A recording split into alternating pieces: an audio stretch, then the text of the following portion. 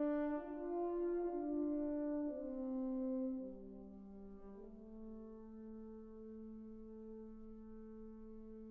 finalement, après plusieurs heures d'autobus, on débarque à Puerto Morona, qui était pour être notre ville de départ. Puis on voit... Là, le sentiment est spécial. On débarque avec toutes nos valises. Ouais. En fait, c'est une maison. C'est comme un petit dépanneur au coin d'une rivière. Là. Puis l'autobus s'en va. Là, on est comme, OK. On est tout seul au monde. Et là, il y a quelqu'un qui arrive, qui vient nous demander qu'est-ce qu'on fait là. Tu sais, bonjour. Je te vois, il parle espagnol. Oui, il parle espagnol. Et donc,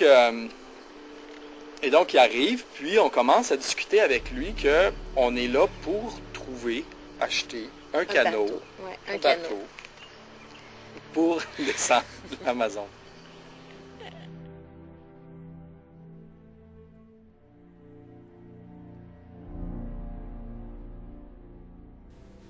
Le canot était en fait, c'était un gros tronc d'arbre, c'était une pirogue, un gros tronc d'arbre creusé, coupé, pour former une coquille qui flotte.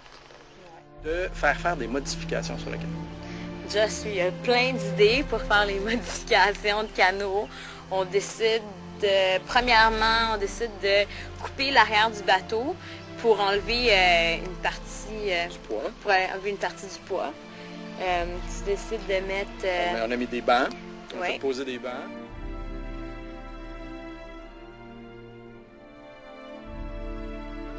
Il y avait une fissure au fond. Donc là, on a décidé de corriger la fissure, c'est-à-dire on a mis comme un peu de goudron avec une latte de métal. Tout ça aidé par notre ami qu'on a rencontré.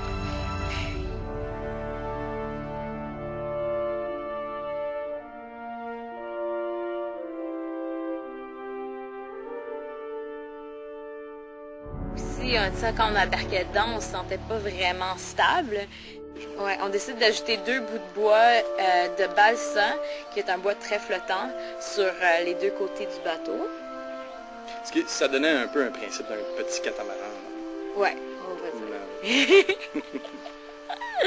Ouais, ok. Les choses auxquelles on faisait face, un des dangers potentiels, c'était bien sûr de chavirer.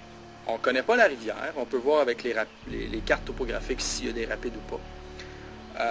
Mais on voulait préparer notre matériel dans ce cas-là.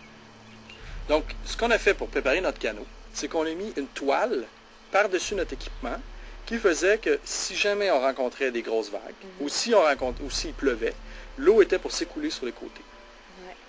Un peu le même principe qu'un kayak de mer. Et tout l'équipement, on a tout mis notre équipement dans des bidons étanches de plastique. Chaque bidon pouvait flotter individuellement. Donc, ça nous permettait d'avoir tout notre matériel étanche. De plus, ce qu'on a pensé, c'est de mettre à travers notre équipement des bouteilles de Pepsi ou de Coke vides.